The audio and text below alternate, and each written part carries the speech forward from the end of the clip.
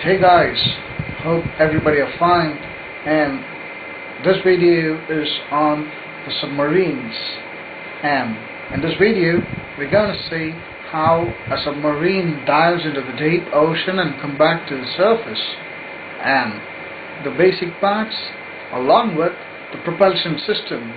I've dealt with both the diesel electric and the nuclear propulsion system. Hope you enjoy the video and do post your comments. Now this is the forward part and this is the aft part, and what we see over here is the propeller, which gives the forward or aft thrust depending upon the direction of rotation of the engine. And these are the tail planes.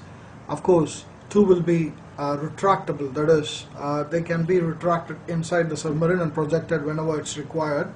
And these tail planes are acting as rudder to change the direction to either starboard or port side. And this is the sail, and here are the main navigation systems located and the people navigate from. And here there is a projection. There will be a projection, of course, called periscope, that will be used to see objects or any ships which are on the surface. And the four planes on the other end of the diagram we can see like this. These four planes just decide the depth or how much the submarine should dive into the ocean surface. Once the depth is required is achieved, this can be kept at a pitch 0 so that the submarine will travel parallel to the ocean surface. This is the forward trim tank and rear trim tank, that is, by filling water into the forward trim tank, the submarine will go down by head, and the rear trim tank, if it filled, it will be going up. So these are meant to cause the trimming effect on the submarine, and these are the main ballast tanks which are provided around the submarine on both sides. Now let's see how the submarine works. It has a propulsion system and working environment over here, and it is covered by a membrane, a strong membrane called the inner hull. And there are tanks, empty tanks, which are meant to fill up the water with water so that the submarine goes down, which is encapsulated with hard sheet cover called the outer shell over here. And now let us see how does a submarine goes down. These are the vent valves, and this is the compressed air tank, which serves for many purposes, and one of the purposes is to pressurize the ballast tank to get rid of the water, and also to supply fresh oxygen for the humans who are surviving over here. And these are the ballast tank water openings so that water can enter the ballast tanks. Now let us see how the submarine submerges under the sea level. Now the vent valves are closed, the ballast tank is completely filled with air so that it floats. Right. So the submerging happens, that is, the vent valves are open, the water enters the ballast tanks, pushing the air outside. Thus it submerges, and when it wants to come to the surface, the vent valves are closed, compressed air comes out and pushes the ballast water out.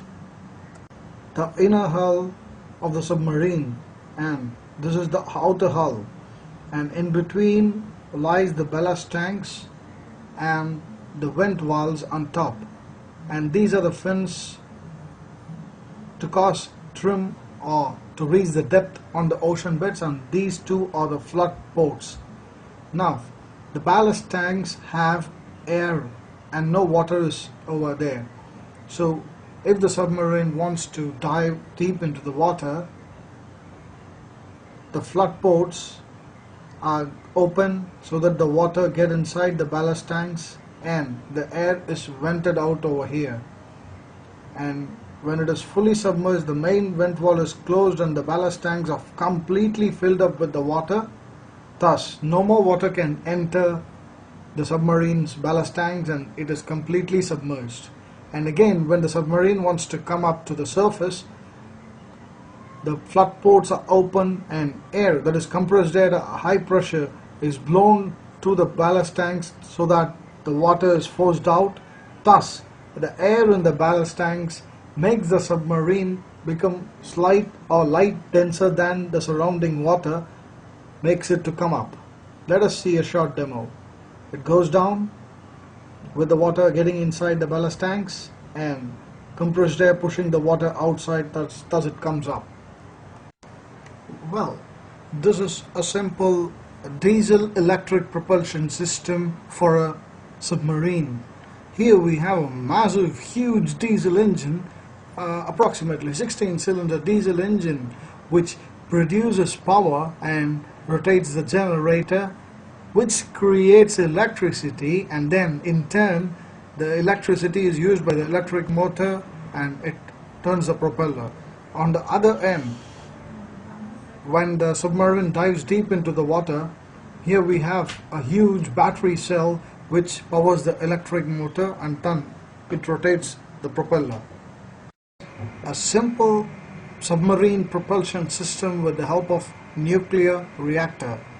Here is the symbolic representation of nuclear reactor, which produces heat due to the exothermic reaction between various radioactive substances, and the water passing through the nuclear reactor gets heated up in a massive way, and this system, which gets circulated between the heat exchanger and the reactor, is called the primary water system, and this heated water in turn heats the secondary water, thus forming a massive quantity of steam, and this steam goes to the steam turbine and rotates it at a very high RPM. Say it may be ranging between 5,000 RPM, that is revolutions per minute, to maybe 36,000 depending upon the construction of the turbine.